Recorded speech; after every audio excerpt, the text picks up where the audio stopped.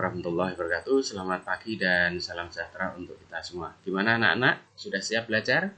Baik, mudah-mudahan kalian sudah pada mandi dan sarapan serta berpakaian rapi ya. Anak-anak, pagi hari ini kita akan membahas mengenai asal-usul kampung dan daerah di Betawi, di daerah yang kita tempati saat ini. Tapi jangan lupa ya, sebelum belajar kita berdoa dulu sesuai agama dan keyakinan kita masing-masing. Anak-anak, langsung saja.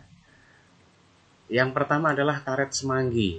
Nama daerah Karet Semanggi ini dahulu kawasan yang di atasnya berdiri Universitas Atmajaya, hingga sekarang masih ada. Dan Rumah Sakit Ben Hill yang sekarang, dulu namanya Rumah Sakit Bendungan Udik.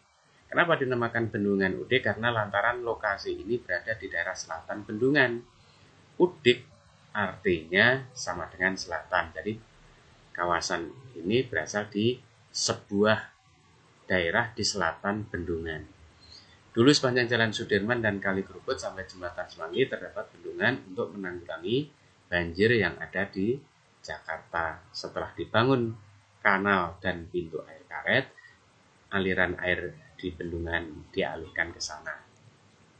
Yang kedua, Cideng. Apa itu Cideng? Cideng berasal dari kata Cihideng. Ya, berasal dari bahasa Sunda itu. Ci itu air, hideng itu hitam. Artinya di kawasan itu, di daerah itu terdapat sungai yang mengalir tapi airnya berwarna hitam, yaitu di daerah Petojo sampai Tanah Abang ya. Tanah Abang sampai Petojo itu mengalir sungai yang airnya berwarna hitam. Artinya apa anak-anak? Artinya ternyata dari sejak zaman dahulu warga Betawi, warga Jakarta itu kalau membuang limbah ke sungai sehingga warna sungai menjadi hitam. Jadi warna hitam itu berarti air yang sudah tercemar, itu sudah ada sejak dahulu ternyata.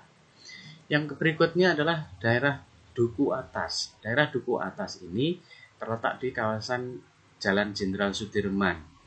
Ini dinamakan daerah Duku Atas karena daerah itu memang daerah agak tinggi dibanding daerah lain, dan dulunya banyak sekali pohon-pohon duku, sehingga karena kawasan itu banyak pohon duku maka disebut daerah duku. Karena letaknya di atas maka duku atas. Maka di situ ada duku atas, duku bawah, duku pinggir dan seterusnya. Ya. Kemudian yang berikutnya adalah Kuningan. Kuningan ini adalah daerah yang sekarang menjadi kawasan elit. Daerah yang mahal. Dulu daerah itu banyak sekali pendatang dari Kuningan, Jawa Barat. Saking banyaknya orang Kuningan, maka orang-orang menyebutnya ini daerah Kuningan. Nah, sampai era tahun 1950, kawasan Kuningan ini masih jadi perkampungan orang Betawi. Tetapi karena dibuka menjadi kawasan pertokoan, perkantoran, maka penduduk asli tergusur ke pinggir. Kemudian Kebon Sirih. Kebon Sirih ini adalah kawasan yang dimiliki oleh seorang tuan tanah Belanda. Dan di daerah itu banyak sekali pohon sirih. Saking banyaknya maka orang memudahkan untuk menyebut daerah Kebon Sirih. Karet Tengsin. Karet Tengsin ini diambil dari nama tokoh yang ada di situ, yaitu seorang konglomerat dari Tionghoa atau suku Cina namanya Tang Tengsin.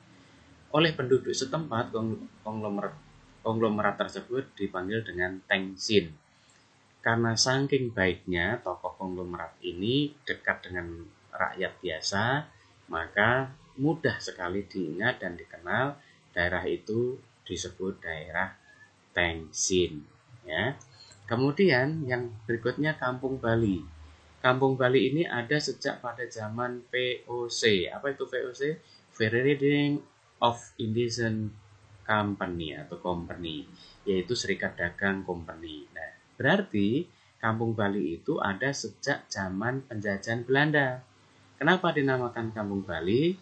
Karena di situ banyak pendatang dari bangsa Bali atau suku Bali yang mendiami daerah tersebut. Kemudian ada Lebak Bulus. Lebak Bulus itu di daerah yang terkenal dengan stadion dan terminalnya ya sekarang. Lebak artinya lembah, bulus artinya kura-kura yang biasa di darat. Jadi Lebak Bulus itu adalah sama dengan daerah yang berbentuk lembah yang dulu banyak ditemukan jenis kura-kura yang hidup di darat, yaitu di sekitar Kali Grogol dan Pesanggerahan.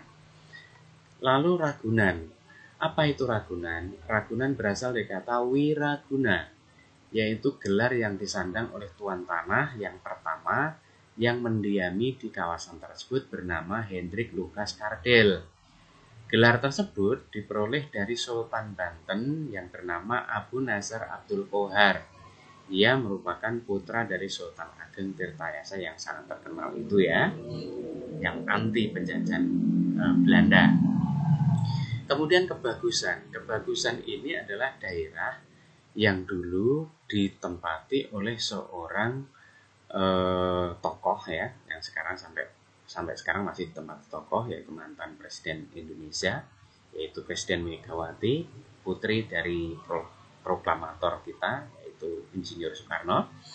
Nah, di Kebagusan ini, kenapa dinamakan Kebagusan? Ternyata berasal dari nama seorang gadis yang cantik jelita, namanya Tubagus Letak Lanang. Konon saking cantiknya, maka gadis keturunan bangsawan Banten ini banyak ingin dipinang oleh para pemuda.